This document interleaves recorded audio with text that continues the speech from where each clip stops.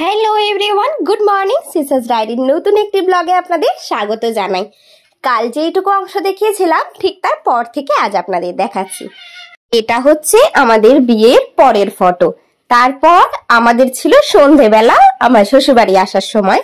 তো বিকেল বেলায় সবাই আশীর্বাদ করে নিয়ে এবার হচ্ছে বিদায় পর্ব। ব্যাস, এবার আস্তে আস্তে মাঝবেরিয়ায় হংসেশ্বরী মন্দির তো বিখ্যাত আমাদের ওখানে। তো ওখানে মা হংসেশ্বরী মাকে প্রণাম করে তারপর আমি আস্তে আস্তে শ্বশুর বাড়ির উদ্দেশ্যে রওনা দিই। এই যে মায়ের কাছে দাঁড়িয়ে বেশ দু চারটে ফটো আছে। এখন এগুলো বেশ ভালো লাগে, কারণ আর তো বাঁশবেড়িয়া খুব একটা যাওয়া হয় না, গেলেও মা হংসেশ্বরীর মন্দিরে তো হয়েই ওঠে না যাওয়া। তো ফটোগুলো একটা স্মৃতি হয়ে থাকবে আর কি।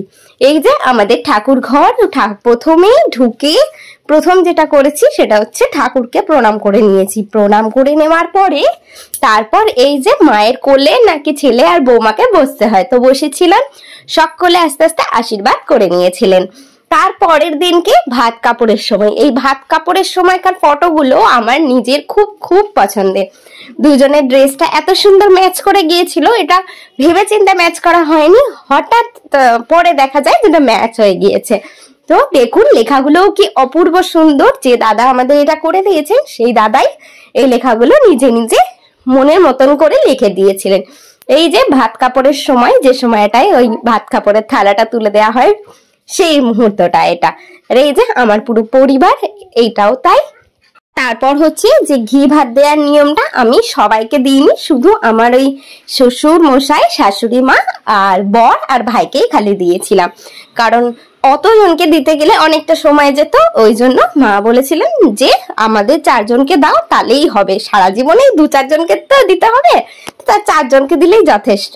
ব্যাস, ভাত কাপড়ের পর বসে পড়লাম সোজা রেডি হতে, মানে সাজুগুজু করতে রিসেপশনের জন্য।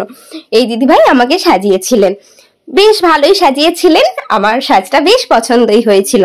তবে বিয়ের লুকটা আমার একটু বেশি পছন্দ হয়েছিল। এই যে রিসেপশনের লুক, আসল কথা রিসেপশনের ব্লাউজ পিসটা আমার বানানো ছিল না, ওই জন্য একটা অন্য ব্লাউজ পরতে হয়েছিল। তাই ওইটা আমার একটা খুব, যে রিসেপশনের ব্লাউজটা আমার খুব একটা পছন্দ লাগেনি। তাছাড়া ফটোগুলো খুব ভালো উঠেছে, আর যে দিদি সাজিয়েছিল সেই দিদিও খুব সুন্দর সাজিয়ে দিয়েছিল আমাকে।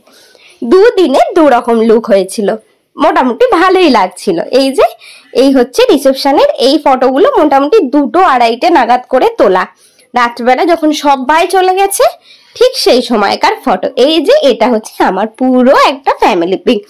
এইটাই আমার ফেসবুকেও, মানে আমার শ্রাবন্তী বিশ্বাস ফেসবুকেও পেজে এটা আমার কভার পিক করা আছে। খুব খুব পছন্দের একটা পিক এই পিকটা আমার। এই হচ্ছে আমার দিদি জাম্বু, যারা আমার বিয়েতে সারা দিন প্রচুর খাটাখাটনি করেছে, সব সময় আমাদের সাথে ছিল।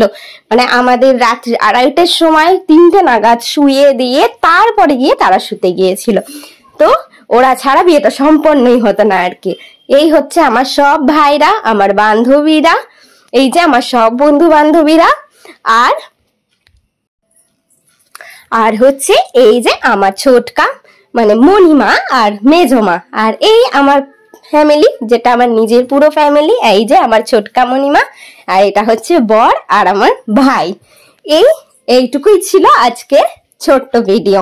এই পিকচারটা তো আপনাদেরকে আগেরটাতে দেখিয়েছিলাম। এটার শেষে যে দাদা আমার এই ভিডিওগুলো মানে ফটোগুলো করে দিয়েছে, মানে পুরো ফ্রেমটা করে দিয়েছে, সেই দাদার ফোন নাম্বার বা যেখানে যেখানে আইডি আছে সেইগুলো সব দিয়ে দিলাম। এটা আমার অ্যালবামের লাস্ট পেজে ছিল বলে তাই আপনাদের সাথে শেয়ার করে ফেললাম।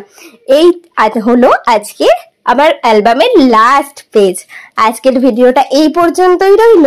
সকলে ভালো থাকবেন, সুস্থ থাকবেন, আর অ্যালবামটা কেমন লাগলো অবশ্যই আমাকে কমেন্ট করে জানাতে ভুলবেন না কিন্তু। আজকের মতো এই পর্যন্ত, টাটা।